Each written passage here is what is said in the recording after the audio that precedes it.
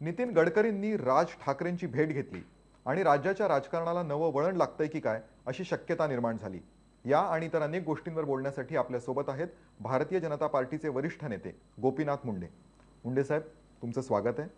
कालच निवडणुका जाहीर झाल्यात आणि अनेक सर्वेंमधून असं आलंय की भारतीय जनता पार्टी ही घोडदौड करते, फक्त महाराष्ट्रातच नाही तर उत्तर प्रदेश आणि बिहार सारख्या राज्यांमध्ये. तुम्ही 2009ची निवडणूक लढला होतात आणि आता 13ची पण निवडणूक लढताय.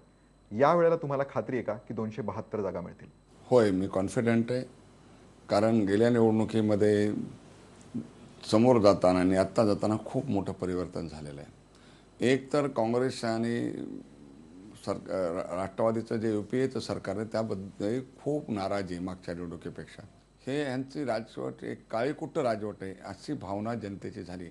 त्यामुळे लोक पर्यायाच्या शोधात आहेत. अशा वेळी नरेंद्र मोदी आणि भारतीय जनता पार्टी आणि NDA हा लोकांना पर्याय वाटतो. पण भाजपची एवढी देशात आणि राज्यात चांगली स्थिती असताना राज्यात मात्र महायुतीमध्ये अस्वस्थता आहे. गडकरी राज ठाकरेंना भेटले आणि त्यानंतर उद्धव ठाकरेंनी असेल किंवा रामदास आठवलेंनी असेल नाराजी व्यक्त केली, संताप व्यक्त केला शिवसेनेने. मुळात गडकरींनी ही भेट घेण्याची गरज होती का? मुळामध्ये दोन नेते एकमेकाला भेटतात त्याची आवश्यकता त्यांनीच ठरवायची असते. परंतु नितीन गडकरी आणि राज ठाकरेंच्या भेटीनंतर राजकीय अस्वस्थता ठेवण्याचं महायुतीला कोणतंही कारण नाही. कारण यासंबंधी महायुतीचे सर्व निर्णय आत्ताच झालेले आहेत.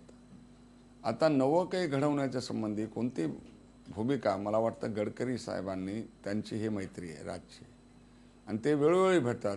ही काही आत्ता भेट नाहीत. मला वाटतं गेल्या 5 वर्षात ते कित्येकदा भेटले असतील. पण ते जेवायला सुद्धा भेटतात एकत्र आणि त्यामुळे ते भेटतात. ही काही फार नवी गोष्ट नाही. पण निवडणुकीच्या काळात भेटले ह्यामुळे निश्चितच ते चर्चेचा विषय म्हणून हे स्वाभाविक आहे. मग या भेटीचं टायमिंग चुकलं असं तुम्हाला वाटतं? नाही, टायमिंग चुकला असं मला वाटत नाही. परंतु त्याला मीडिया फार महत्त्व देतं असं मला वाटतं. मनसेला एक प्रकारचं निमंत्रण दिलं किंवा त्यांनी म्हटलं तुम्ही महायुतीला मदत करा. महायुतीला अशा मदतीची गरज आहे का? मुळामध्ये महायुतीत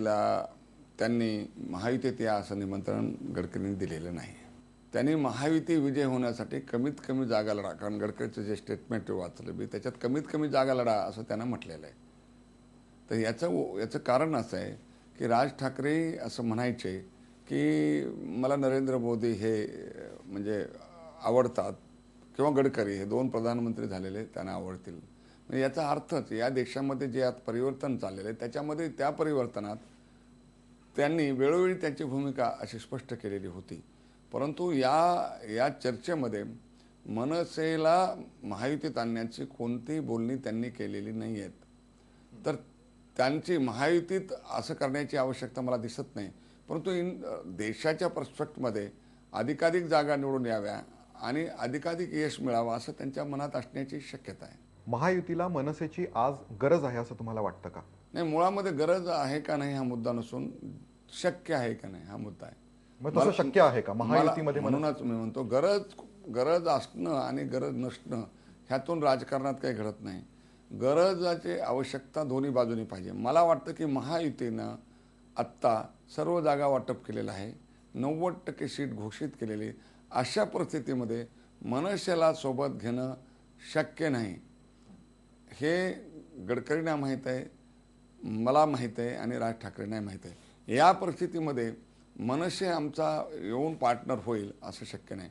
आणि दुसरी महत्त्वाची गोष्ट की आम्ही पहिल्यापासून भूमिका घेतली, कारण मी तर 3-4 वर्ष मानले की मनसे सोबत यावं, पण ते तेव्हाच होऊ शकेल जेव्हा राज ठाकरेंना आणि उद्धव ठाकरेंना मान्य होईल.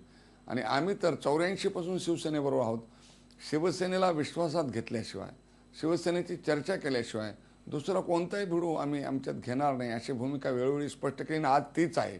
जोपर्यंत शिवसेनेला ही गोष्ट मान्य होणार नाही तोपर्यंत आम्ही ते करणार नाही. आता महायुतीत 5 पांडव आलेले आहेत, 5 जणांनी मिळून महायुती केलेली, सीट वाटप झालेलं आहे. त्यामुळे आता ही गोष्ट चर्चा करण्यात काही मला वाटत नाही की अर्थ आहे. मग राज ठाकरे यांना भेटताना गडकरींनी महायुतीला विश्वासात घेतलं नाही असं तुम्हाला म्हणायचं आहे का? गडकरी हे नॅशनल लीडर आहेत. महायुतीचं काम मी फडणवीस आणि तावडे बघतो. गडकरी ह्या महायुतीच्या कुठल्याही चर्चेत सहभागी झालेले नाहीत, कारण हा राज्याचा विषय. गडकरी साहेब आमचे देशाचे नेते आहेत. ऑल इंडिया लीडर आहेत. त्यामुळे महायुतीशी त्यांना वाटलं असतं महायुती आणि मनसेला एकत्र आणून त्यांनी आमच्याशी चर्चा केली असते. त्यामुळे त्यांनी अशी कोणती त्यांना दोघांनी एकत्र निवडणुका लढवा असे कोणतेही प्रपोजल त्यांनी दिलेलं नाही आहे. म्हणजे तुम्ही सांगताय की गडकरींनी महायुतीला विश्वासात न घेता राज ठाकरेंची भेट घेतली, खरं आहे का? असा त्याचा अर्थ नाही. आमच्या चर्चा होतातच, तर त्यांनी दोघांनी भेटावं ह्याच्यासाठी आमची परवानगी घ्यायची काही आवश्यकता नाही. आणि त्यांना काही महायुतीचं प्रपोजल द्यायचं असतं त्यांनी अवश्य चर्चा केली असती. महायुतीमध्ये भाजप, शिवसेना आणि मनसे एकत्र यावं असं प्रपोजल त्यांचं नव्हतंच. आणि त्यामुळे आमच्याशी त्याची चर्चा करण्याची आवश्यकता नाही. आणि म्हणून चर्चा झाली का नाही हा मुद्दा नाही, पण नंतर आमची एकमेकाशी चर्चा झालेली ना. तुम्ही म्हणताय की महायुतीच्या नेत्यांशी संवाद साधून या भेटी व्हायला हव्यात, म्हणजे आतापर्यंत तुम्ही जेव्हा जेव्हा राज ठाकरेंना भेटलात तेव्हा तेव्हा तुम्ही महायुतीतल्या किंवा उद्धव ठाकरेंशी चर्चा करूनच भेटी घेतल्या का? नाही, मी राज ठाकरेंना मी सांगितलं की महायुतीच्या संदर्भात जे काय मनसेला बरोबर घ्यावं का नाही याच्याशी चर्चा मी काही महिन्यापूर्वी महायुती होण्याच्या पूर्वी त्यांच्याशी केली होती आणि राज ठाकरेशी केली होती. परंतु त्यातून मला दिसलं की हे शक्य नाही. आणि त्यामुळं मी प्रेस कॉन्फरन्स घेऊन 1-2-3 महिन्यापूर्वी सांगितलं होतं की माझी इच्छा आहे, पण मनसे आणि शिवसेनेची इच्छा असल्याशिवाय त्यांना मी एकत्र आणू शकत नाही. त्यांना शिवसेना प्रमुख बाळासाहेब ठाकरेच, मी ते जिवंत होते त्यावेळी सांगितलं होतं ते एकत्र आणू शकतात. आणि त्यानंतर मी प्रेस कॉन्फरन्स घेऊन सांगितलं होतं की आता असं एकत्र आणणारा एकच माणूस होताच ते म्हणजे ते शिवसेना प्रमुख बाळासाहेब ठाकरे. ते आज जिवंत नाहीत, त्यामुळे मी काही त्यांना एकत्र आणू शकेल असं मला वाटत नाही. त्यामुळं असं वाटणं वेगळे आणि घडणं वेगळे. ते घडवण्याचंच ते सामर्थ्य, शक्ती ती माझी नाही असं मी मीडियाला सांगितलं होतं. हा विषय 2-3 महिन्यापूर्वीच मी प्रेस घेऊन सांगितलं होतं की यापुढे मी ह्याची उत्तरं देणार नाही, कारण असं आता घडण्याची शक्यता नाही. म्हणजे तुम्हाला असं म्हणायचं आहे की बाळासाहेब ठाकरे गेल्यानंतर आता राज महायुतीमध्ये कधीच येऊ शकत नाही, नाही? तसं नाही. उद्धवजीला आणि राज ठाकरेला सांगू शकणारा नेता कोण, किंवा त्यांचं ते ऐकतील असं नेतृत्व त्या दोघांचंच होतं. आता ह्या दोघांची इच्छा असेल तरच ते एकत्र येऊ शकतात. असं माझं नेतृत्व असं नाही की त्या दोघांनी माझं ऐकावं. त्यामुळे मी जे प्रयत्न घडणार नाहीत ते प्रयत्नामुळं मला संभ्रम निर्माण होऊ नये, लोकांच्यामध्ये शंका राहू नयेत. त्यामुळं भाजप शिवसेनेची युती घट्ट केली आम्ही, मग RPIला घेतलं, बाकीचे पक्ष नंतर आले. त्यामुळं राजकारणामध्ये पूर्ण स्पष्ट भूमिका घेण्याची आम्ही ठरवलं होतं की आत्ता ही गोष्ट घडणं शक्य नाही. आणि त्यामुळे ही गोष्ट मुंबईत मी प्रेस कॉन्फरन्समध्ये सांगितली होती. पण तुम्हाला जर असं वाटतंय की महायुतीमध्ये मनसे येऊ शकत नाही, तरी पण तुम्ही गेल्या आठवड्यामध्ये राज ठाकरेंची मी गेल्या आठवड्यात नाही भेटलेलो, मी ती पूर्वीची गोष्ट आहे. आणि राज ठाकरेंचा हे जे महायुती घडण्याच्या पूर्वी मी घेतली होती, गेल्या आठवड्यात मी राज ठाकरेंना भेटलेलो नाही. मग ती पेपरात आलेली बातमी चुकीची आहे? बातमी मी भेटलो ही खरी, पण कधी भेटलो ही चुकीचं आहे. कधी भेटला होतात मग? मी सांगितलं ना, मी महायुतीच्या मध्ये सगळे घटक पक्ष येण्याच्या पूर्वी मी भेटलो होतो त्यांना. अच्छा, म्हणजे साधारणतः 2 महिन्यांपूर्वी मी 2 वेळा त्यांना मी सांगितलं. मी पूर्ण एकदाच उद्धव आणि राज ठाकरे हे वेगळे झाल्यानंतर मी त्यांना एकदाच भेटलोय. आणि 2दा मी त्यांना प्रयत्न केले होते की म्हणजे आम्ही जेव्हा धनंजय मुंडे विरुद्ध आम्ही लढलो होतो तेव्हा मी त्यांना मत मागितलं होतं. मी त्यांना फोनवर बोललो होतो, पण ते त्यांनी शक्य नाही असं सांगितलं होतं. आणि मी फायनल आजमावण्यासाठी की काय होऊ शकतं याच्यासंबंधी चर्चा केली. आणि त्यासंबंधी मला असं लक्षात आलं की हे पॉसिबल नाही आहे. आणि त्याच्यानंतर मी प्रेसमध्ये सांगितलं की हे पॉसिबल नाही आहे. तुम्ही एवढे मोकळेपणाने बोलतच आहात, तर मग हे पण सांगा की तुमची भेट कधी झाली होती, नेमकी त्यात काय चर्चा मला झाली? आवश्यकता नाही वाटत, कारण माझी भेट झाली हे कबूल केलं. का, कुठे, कशासाठी मी झाली होती हे कबूल केलं. पण त्यात तुम्ही प्रयत्न केलात त्यांना मी सांगितलं ना, प्रयत्नाबद्दल सांगितलं कधी आणि केव्हा. सर्व प्रकारचे प्रयत्न मी केले आणि मी पहिला माणूस आहे की मनसे शिवसेना एकत्र आली पाहिजे होती, पण मीच पहिला माणूस आहे की हे शक्य नाही सांगणारा. आता जी गोष्ट शक्य नाही त्याबद्दल काय होणार होतं आणि काय नाही होतं ही चर्चा काही उपयोगाची नाही. आणि मला सांगायचं की मी कुणालाही त्याच्यासंबंधी दोष देऊ इच्छित नाही, कुणालाही त्यासंबंधी मला कारण मीमांसा करायची नाही, कारण ही गोष्ट शक्य नाही पॉलिटिकली. ह्या निष्कर्षाला मी आलो होतो आणि तो निष्कर्ष मी मांडला होता. मुंडे साहेब, तुम्ही वारंवार म्हणताय की महायुतीमध्ये मनसे येणं शक्य नाहीये, पण गडकरी ज्याबद्दल बोलतायत ते राजकीय दृष्ट्या शक्य आहे का की ते बाहेरून मदत करतील, अशी काही शक्यता आहे? मला पहिल्यांदा याविषयी मी राज किंवा गडकरीशी चर्चा केलेली नाही. ते दोन्ही मोठे नेते आहेत आणि त्यामुळं मी त्यांच्याशी चर्चा केली नाही. त्यामुळे त्याची शक्यता हे दोघंच सांगू शकतील, मी सांगू शकणार नाही. कारण त्या दोघात काय गुप्त भेट झाली आणि काय बोलणं झालं ते त्या दोघांनाच माहीत आहे. पण गडकरींनी मीडियाला जे सांगितलं तेवढंच मला त्याच्या संबंधीची माहिती आहे. तुम्ही सांगताना तुमच्या बोलण्यात येतंय की तुम्हाला गडकरी आणि राज यांच्या भेटीबद्दल मीडियातून गोष्टी कळल्या. तुमच्यामध्ये आणि गडकरींमध्ये जे नातं आहे ते पूर्ण महाराष्ट्राला माहिती आहे. त्याच्याबद्दल एकच विचारायचं आहे की हे तुमच्यातलं आणि गडकरींमधलं शीतयुद्ध कधी संपेल? कारण रोज आम्हाला या बातम्या ऐकायला मिळतात, गडकरी गटाचं हे म्हणणं आहे, मुंडे गटाचं हे म्हणणं आहे. हे कधीपर्यंत चालणार? माझ्या आणि गडकरीमध्ये कुठलंही शीतयुद्ध नाही. माझ्या गडकरीमध्ये कसलेही मतभेद नाही, महायुतीच्या संदर्भात नाही आहेत. देशात ज्या आम्ही भूमिका घेतल्या त्याच्या संदर्भात कुठलेही माझे आणि त्यांचे मतभेद नाही. त्यांचा आणि माझा कुठलाही गट नाही आहे.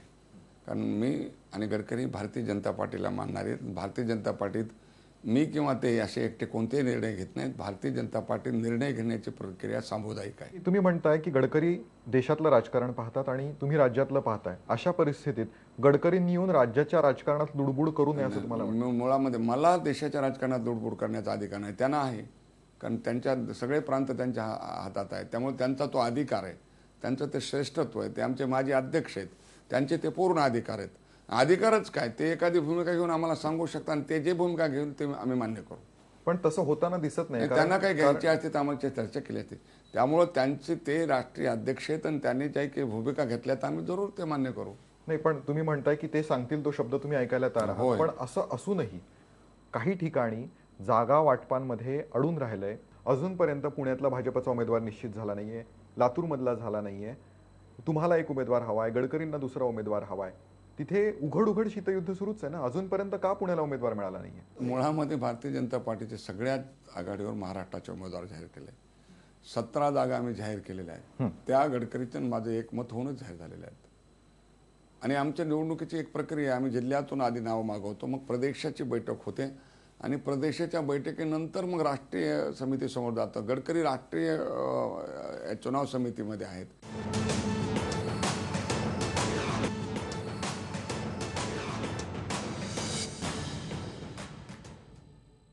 जर तुमच्यातलं आणि गडकरींमधलं भांडण किंवा तुमच्यातले वाद ही कवी कल्पना आहे तर आपण ते मान्य करूया, कारण की जागा वाटपाबद्दल कोणती गोष्ट बाहेर आली नाहीये.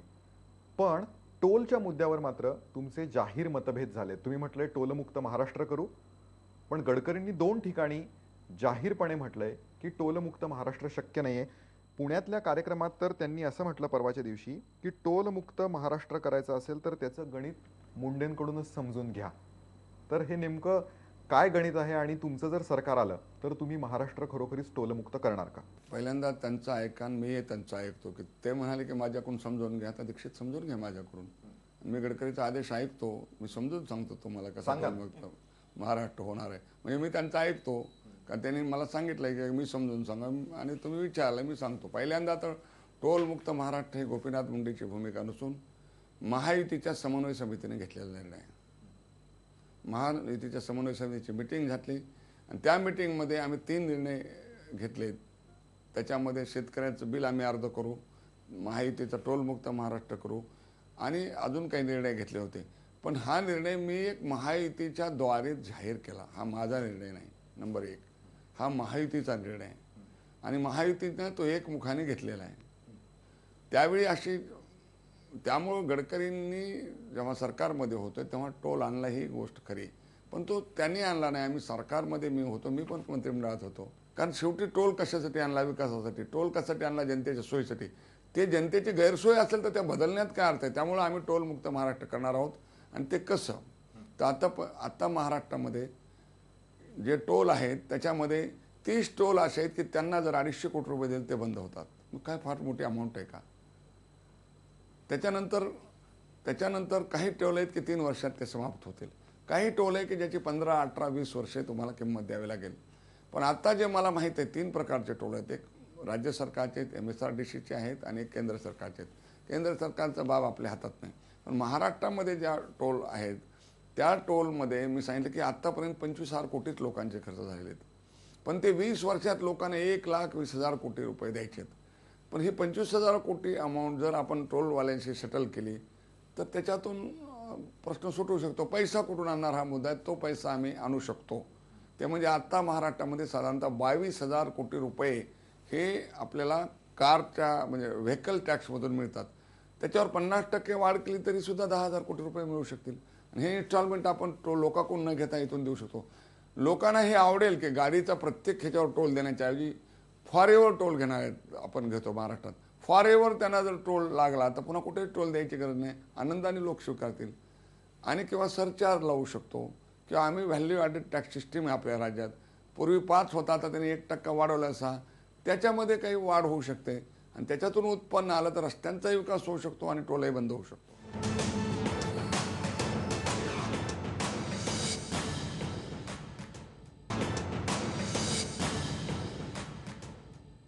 राज्याच्या राजकारणाकडून आता आपण तुमच्या मतदारसंघाच्या निवडणुकीत येऊया.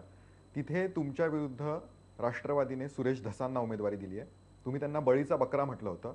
त्यावर काही वेळापूर्वीच अजित पवारांची प्रतिक्रिया आली आणि त्यांनी म्हटलं की गोपीनाथ मुंडेंसाठी धस हेच योग्य उमेदवार आहेत. यावर तुमचं काय म्हणणं आहे? माझ्यासाठी निवडणूक तर महत्त्वाचीच आहे. निवडणूक महत्त्वाचीच आहे. निवडणुकीमध्ये राष्ट्रवादी काँग्रेस आपला उमेदवार अयोग्य कसं म्हणेल? कुठल्याही पक्षाचा उमेदवार आमचा उमेदवार अयोग्य आहे आणि पडणार आहे कसं म्हणेल? त्यामुळं म्हणजे उमेदवाराला आणि लोकांना हवा भरण्याचं काम अजितदादा करतायत, पण त्यांना हे माहीत आहे की त्यांचा उमेदवार निवडून येणार नाही. 2009च्या निवडणुकीचा तुम्ही मुद्दा काढलाय. याच निवडणुकीच्या आधी परळीमध्ये तुमची मी मुलाखत घेतली होती, तुम्हाला आठवत असेल. तेव्हा तुम्ही म्हटलं होतं की मी आता यापुढे केंद्रातलंच राजकारण करणार आहे. पण आता मात्र तुम्ही 5 वर्षांनंतर राज्यात सक्रिय झालेले दिसताय. तर मग आता तुम्हाला केंद्रात जाऊन मंत्री व्हायचंय की राज्यात पुन्हा येऊन मुख्यमंत्री व्हायचं तुमचं स्वप्न अजूनही कायम आहे? पहिल्यांदा दीक्षितजी, मी एकमेव माणूस आहे, तुम्हाला जो शब्द दिला तो मी पाळला आहे. पुन्हा मी लोकसभेलाच उभा राहिलो आणि केंद्राच्याच राजकारण जातोय. त्यामुळं बघा 5 वर्षात एक तरी पुढारी काढा की ते आपल्या मुद्द्यावर स्टँड राहिले का. मी तर राहिलो ना. दुसरं मी तुम्ही म्हणला होता आणि तुमचा इंटरव्ह्यू काढून बघा की इलेक्शन फार तुम्हाला कठीण आहे, अवघड आहे, कदाचित पराभवाचा सामना करावा लागेल.